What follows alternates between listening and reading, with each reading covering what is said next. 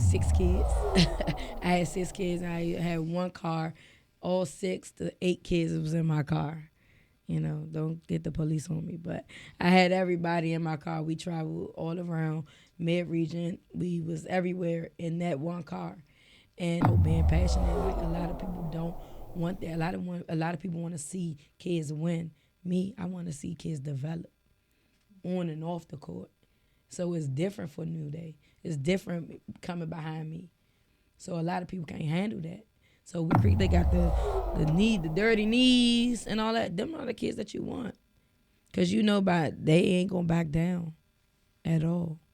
And that's what I want. Kids that ain't scared to lose. Because every loss is a lesson. And that's what I like.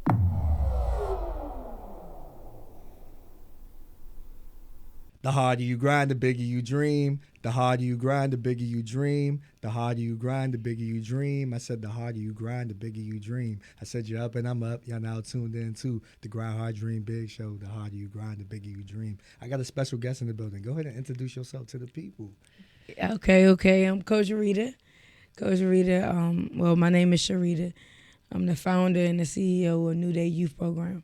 So what was your upbringing like in the DMV, born and raised, like the childhood like? I'm from Capitol Heights, Maryland. My childhood was different. I believe that I had a childhood where you had to just be for yourself. I had tough love. My parents wasn't as supportive as I wanted to play sports. They wasn't as supportive, in sports in the field of that. I started working at the age of 12. When I was able to get a paycheck on my own at 14. So I've been really, since I came out of high school, I've been on my own. Yeah, been on my own. So did you have any hobbies when you was in school? Like things you found yourself liking to do, things like that?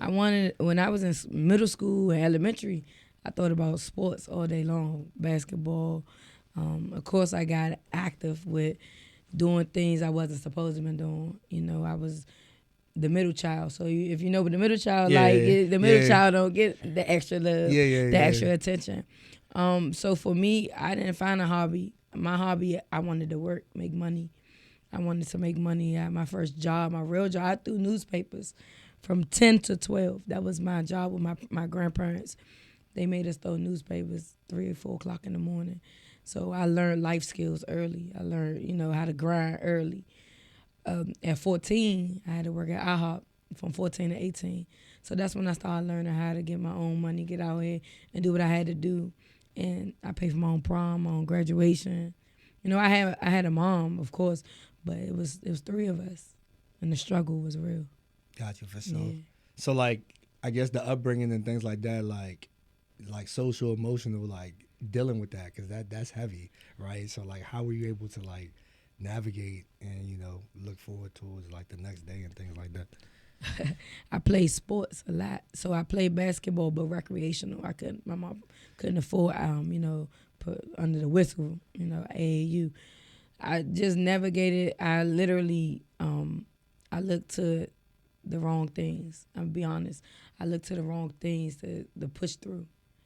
Until I had this one friend, and I literally, me and her talking on the phone all day long. She helped me get through, and we got our first apartment together. So she helped me mentally get through what I was going through in my, childhood. And that's good, to find somebody, from RIP or something like that to be like, all right, cool, I'm in this with you. Right. You could talk to me, you could vent to me, because I think that's hard nowadays, especially, for the youth and things like that. So as you pivot and transition to your program, right, with New Day, what sparked the idea? What made you want to, create something like this? Yeah, I always wanted to do mentoring. I always wanted to give back. I always wanted to change someone's life. I do have an adopted son that's 13. I had him since he was 4 months. So I always wanted to be in someone's life and change someone's life around, because I changed my life around. So when New Day came about, New Day was just more so I wanted to just mentor, give back. And then I had a group of kids that I always was around, was dating a young lady. She had 3 kids, and they always was in the streets. They always was active, doing things they wasn't supposed to do. And it brought a lot of my past up. And I was just like, you know what? I need to teach them something that I'm good at. And I know that I was good at mentoring. I knew I was good at basketball. So we'll just go outside. We started outside. We practiced outside. We did everything outside.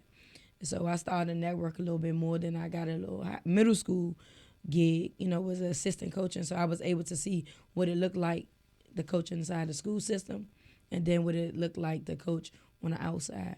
So I had this group of kids, and they all bought into me. They always wanted to be around me. They wanted to, what it was like. So I started just doing little DPR games and recreational games with them. And then it came to be more so like keeping them off the streets. Keeping the streets clean. And that was my mindset. That's how I started a new day. Every day is a new day. And that's all I kept telling them. Every day is a new day. We can start over. They're like, I messed up. I bust all the windows out somebody's car. Okay, it's okay. It's a new day. You got to learn from the consequences. But at the end of the day, like you said, grind stars, get ready. Look out, it's a new day. Nah, for sure. I mean, like I said, the name is attractive itself. Like, I just wanted to know what was the backstory about it. And I feel like that is great what you're doing because, like I said, it's a new opportunity. It's another day. Like, the past ain't got nothing new to say because we start new. Right. It sound like that. You can take that if you want it, but that's cool. It's okay. Look, I'm going to take it with me. For sure. Love. Nah, but so even with that, right, and how did, because now it's growing, like you said, tremendously, right? Yeah. So, what was the target, for the youth? Because, you're talking, elementary, middle, high, what was it initially, and then how has it grown exponentially? So, we started at 11 through 13. Okay. It was more so 6 kids. I had 6 kids. I had one car. All 6 to 8 kids was in my car. Don't get the police on me. But I had everybody in my car. We traveled all around mid-region. We was everywhere in that one car. And for me, I just went into different neighborhoods. I started in the craziest neighborhoods, Clay Terrace and Lincoln Heights. Those boys didn't get along, but I was the female to bring them together and be able to do it underneath one thing, and that was basketball. So I used to just go into the communities and talk about unity. I used to take them to workshops and stuff like that, do my own workshops, and then I just started building my own program. Building it, 6 became 11, and then the next season it became 13. Over there. And then I took a break. I went over to Game Time Elite. I went over to One Life. And, it was One Life, One Shot. And I was able to, mingle with those guys and learn some things with them. And then I came back into my program to get my program to expand and take those things that I learned from there to expand and teach more things. I grabbed a hold of a girls program as well. Had girls for 8 years too, and that was the biggest thing. Coaching girls and mentoring girls and trying to not see yourself in them. Because a lot of people, when you say coaching, is more so what we didn't do, we trying to push on them. And that's why I was in the beginning. I was trying to push on them what I didn't do, but just instead of letting them see themselves and seeing what they have, what potential that they have, and help them reach a stronger potential, that's when I became successful in what I do. And I love that you sat there and said that, right? Because, I will watch sports, especially youth sports, and we have a culture, or we see it all the time where, maybe the parents are so hard on the kids or things like that, but you're literally meeting them where they are and taking them where they deserve. Because you're like, okay, that crossover won't my crossover, or that jump shot won't my jump shot. But it's all right, you know what? I don't got the jersey. I'm not playing. They are. Yeah. And I have to be the best version of myself and just coach you through that. All right, it's okay. The next play, whatever it is, and not get so frustrated and realize that. But when you're passionate about it, because I know I'd be passionate. We want to win. We want to, we want to win. We don't want to lose. But at the same time, like you said about the mentoring part, that's very, very key and vital. So how's that shown for you, over time, from year 1 to now? I guess year 15. So I am overly passionate, and I have had a lot of people walk away because I'm overly passionate. And at first I thought it was too much. But as I got older and started experiencing, the kids need the overly passionate people because those are the ones that's pulling and actually, they say you teach or something. Like, I'm actually pulling them in. I'm actually teaching them like the things that you ain't gonna get from every coach. You're not gonna get from everybody that you experience. With New Day, basketball is like the least thing that we worry about. It's so much bigger than basketball over here. We teach family things. Like we do a lot of family things, as you can see. We do a lot of events. We make sure that we are able to be in their lives. We support them outside of basketball. We support their special moment events. We support a lot of things. So it took a lot to get here. It took a lot to get here because sometimes people bash you about being passionate. No, they do. bash you about being passionate. Like a lot of people don't want that. A lot of people want to see kids win. Me, I want to see kids develop on and off the court. So it's different for New Day. It's different coming behind me. So a lot of people can't handle that. So we experience different things and different elements. And I don't knock it. I don't knock, people that don't see what I see. But I see more than winning. I see more than basketball. Basketball is just something that's like a hobby. Having them on the court and off the streets and focusing on more than just, basketball is different. Experiencing different. When we go out of town, I'm like, I got the kids out the environment that they in. They seeing something different.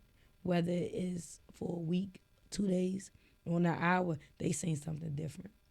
Yeah, and I think that's important because, like I said, the exposure piece. Like some of them probably just played basketball in Maryland. That's it. They've never seen, like D.C., Virginia, or North Carolina, or South Carolina, or Florida, or whatever other state. But then when you play outside of that, they're like, man, this is really possible. But you're providing the opportunity and letting them know, like, I trust you. I'm invested in you. You're a part of me. We family. Come on. Especially at-risk children. Yes. And I tell you that, Jay, all the time because at-risk kids, they feel like they can't go nowhere. And then, they got this thing with youth sports where it's $400, $500, $600 to play basketball. No, it's not. You guys gotta just be able to be loyal to one team, be able to, be there practicing. You don't need all this money to go travel and all that. You can do fundraising. You can do certain things. Parents feel like they got to pay $600-$700 for their child to sit on the bench. That's not how it go. That's not how it should go. Right. It's not how it should go at all. Like you should be able to develop each player that comes in, and you be able to coach. You should be able to develop them, not just about the basketball, developing them their mind, their social skills. So when they do walk in the building, I told my kids today it's 5 quarters to a game. They was like, it's only 4 quarters, Coach Rita. It's 5 quarters. When you walk in the door, that's a quarter. When you warming up, that's a quarter. When people watching you, watching the name on your jersey, that's a quarter. That's something that they see, okay, that child is well kept. That child has discipline. That child is showing respect. That's a quarter. So the game has already started, and you just don't even know it. A lot of coaches don't tell their players that. No, I like that. Because it's really you getting them to pay attention to detail. Details. Like every single thing matters. Every single thing. From the moment you put that jersey on to the moment that you sit there, you hit the court, you warming up, you practicing how you play. Yep. And I think first impression. Yeah, for sure. First impression is everything, like you just sat there and said. And like I said, I commend you for that as well because, like I said, y'all were in season, I remember, and you were like, yo, hey, you got this event, we pulling up. And y'all came through the workshops and everything. Y'all came through squatted. I appreciate y'all for that. But like I said, how engaged those kids were from every workshop. You told them to go find something that they liked. And guess what? They said, okay, coach, I got you. And they found things that they liked. So it was more than a sport to them. And I realized that. And that's what I love because I feel like it's more than sports. If that's their happy place and how they connect, whether it be basketball or whatever sport, that's cool. But if they can find something that can wire their mind and look forward to, then they can use the sport as a ticket to something else. Right. Yeah. So I commend you for that I because appreciate that. you not just looking at it like, oh yeah, we're not playing basketball, so they don't gotta go. Nah, still come and get this information. Still come and Right. learn. Know what I mean, Right. so that was dope Yeah. for sure, Appreciate that. for sure. And the event in DC as well when we were talking about mental health and the boys just hearing that, and I think that's powerful too because you know as a male. We don't really express ourselves like that either. So to hear the young men do it, I'm like, all right, you know what? The future is really in good hands. Yeah. Like, I like that for sure. For sure. New Day has a so how we meet New Day, the mental health, we have a thing called huddle. Okay. So we'll be able to, sit around Coach Rita and they huddle and they talk about just their anything that's going on in their mind, in their life, or what happened in their past. You won't believe what Coach Rita has heard, and what you have experienced. So like for me, I think huddle is just like a major thing to have in each organization, to be honest, because you never know what the children are going through mentally, physically, Right. and emotionally. And for you to be receptive and not judge them or just be like, look, it's a safe space with me. Like, this may be very heavy. I may shed some tears, but it's like, ooh. Animal woman. Yeah, that too. Animal woman, Right. is really, really hard.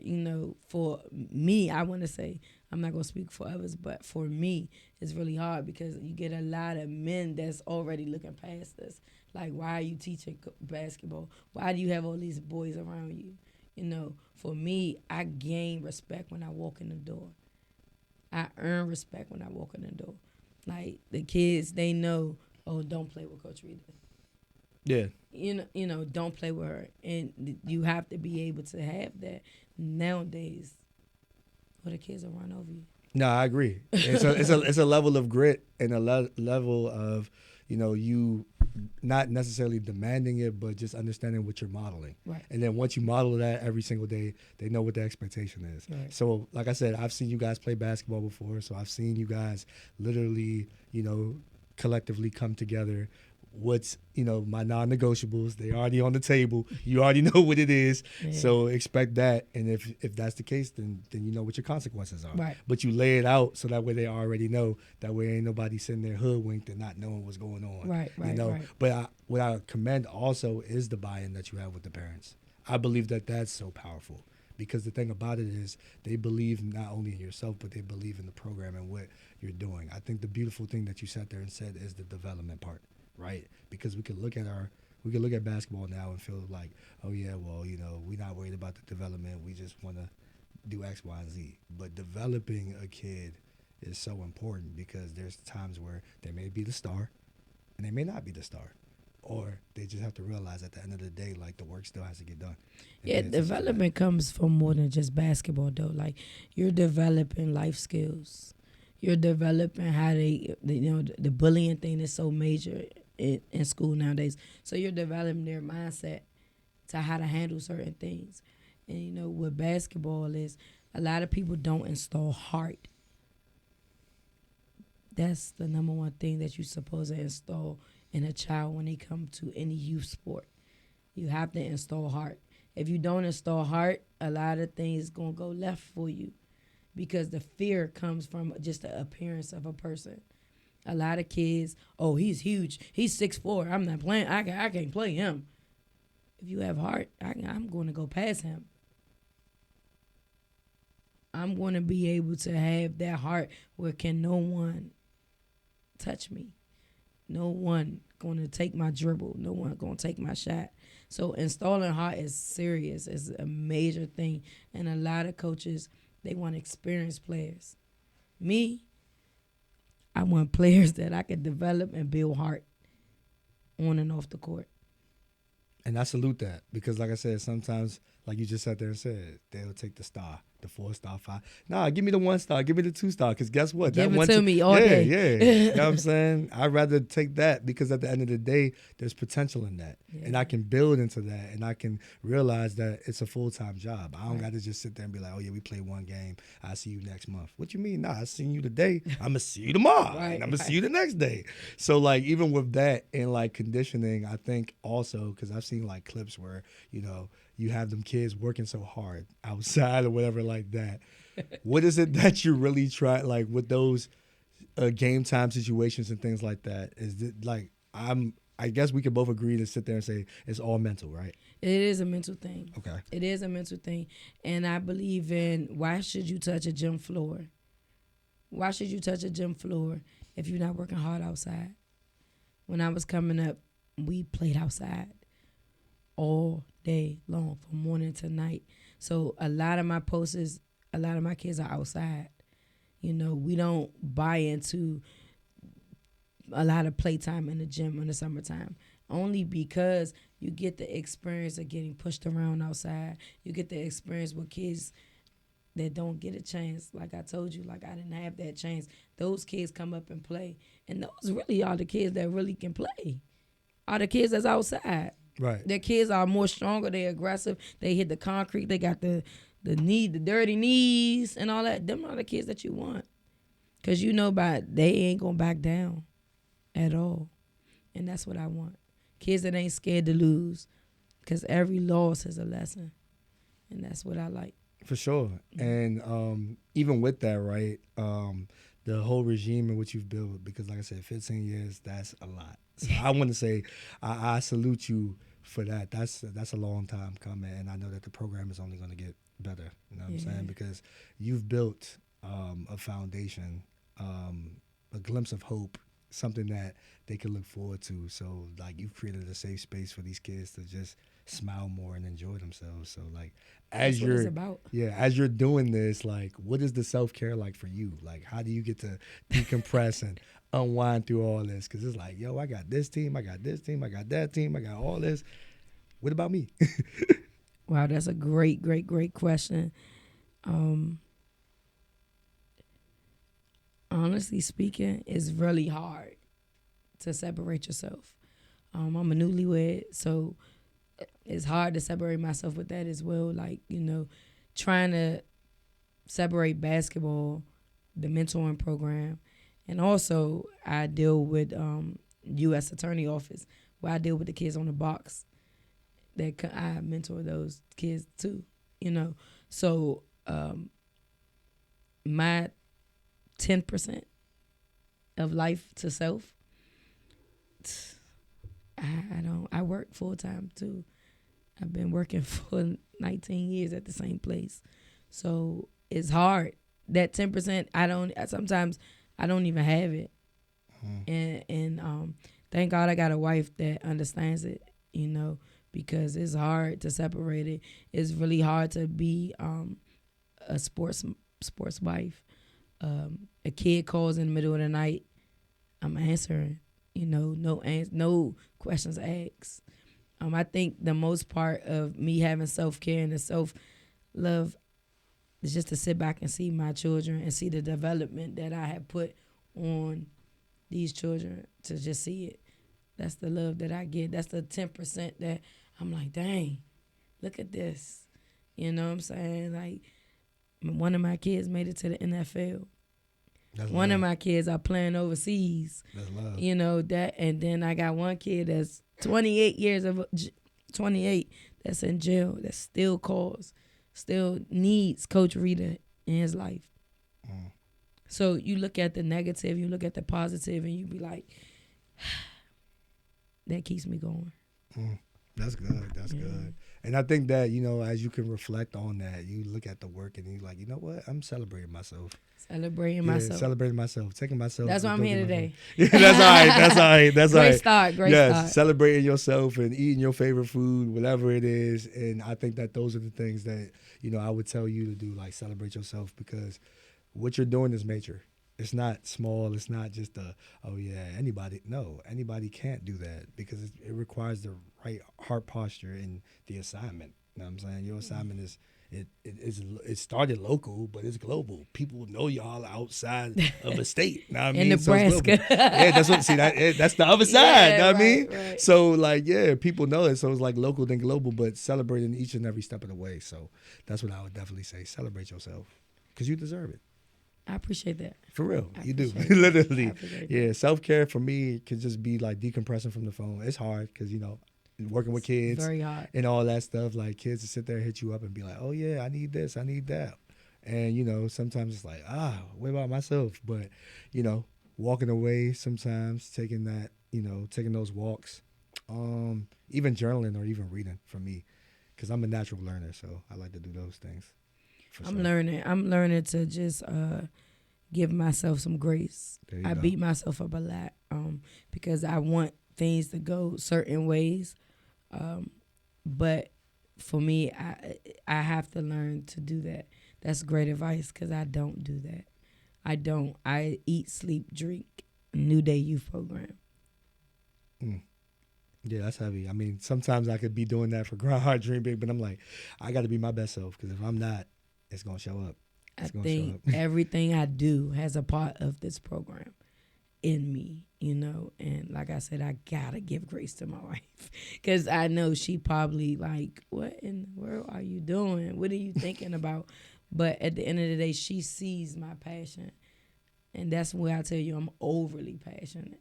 Yeah, for sure. Overly passionate. But I have these 3 P's that I follow. The progress, the preparation, and the progress, preparation, and the preparedness of like just each and every day. You got to be able to follow those steps. For sure. For sure. I tell myself every day, like, you're dope, you're a vibe, you're amazing. You have to affirm that within yourself, and then everybody else will know. But, like, just standing on that, literally. Because, like I said, you don't want to fall for nothing out here. For sure. I like that. Yeah, for sure. You don't want to do that. So, like, what's the advice to the community, the youth especially? Like, what would you want to tell them for the people that, like, feel lost or confused, have a dream but may not know where to start? Trust the process. Prepare yourself for the negative, the positive, and the unknown. And being able to just work on your craft. Work on your craft on and off, whether it's soccer, baseball, cheerleader. Work on it. Trust your process. Work on taking it step by step. Understanding that you're going to learn something new. You're going to do something different. You're going to see some no's. You're going to see some yes. But you got to be able to prepare that. Prepare yourself for that, mentally and physically. Yeah, I like that. I would just say, you know, to them or just anybody, like, your past ain't got nothing new to say. It's a new day. It's a new day. It's a new day. I like that. I like that for It's sure. a new day. It's a new day. And, like, just, you know, keep your best foot forward. Like, because everything else is behind you. You don't got to worry about that. Absolutely. So, for sure. Well, I appreciate you for, one, all the work that you're doing, because, like I said, you're a pillar in the community for your program and everything that you're doing from year 1 all the way to 15. I don't know how long it's going to go, but God got y'all covered. That's what I do know. But sure, God got y'all covered. And the kids that are invested, the parents that are invested, it's a beautiful thing. So just keep being yourself, keep being authentic. And like I said, you've laid down the foundation for future people, because there's people that's watching you every single day. I guarantee you that. The people that probably be like, I don't know what they're doing over there. I want to know what they're doing over there. Guess what? I'm inspired because guess what? I actually want to do what they're doing over there. So That's what I'm saying. Just keep going and keep doing your thing. I appreciate that. For sure. Yeah, stay consistent. Yeah, stay consistent. Stay consistent. That's how my parents buy into the program. And they know consistent. That. There you go. Yeah. You're consistent every single day and you're showing up. And as long as you keep showing up, they're going to show up. That's it. For sure. For sure. Yeah. And with that being said, y'all, the harder you grind, the bigger you dream. The harder you grind, the bigger you dream. The harder you grind, the bigger you dream. I said the harder you grind, the bigger you dream. And we out. Yeah. That was good. Yeah, I appreciate it. Yeah, for sure. That was love.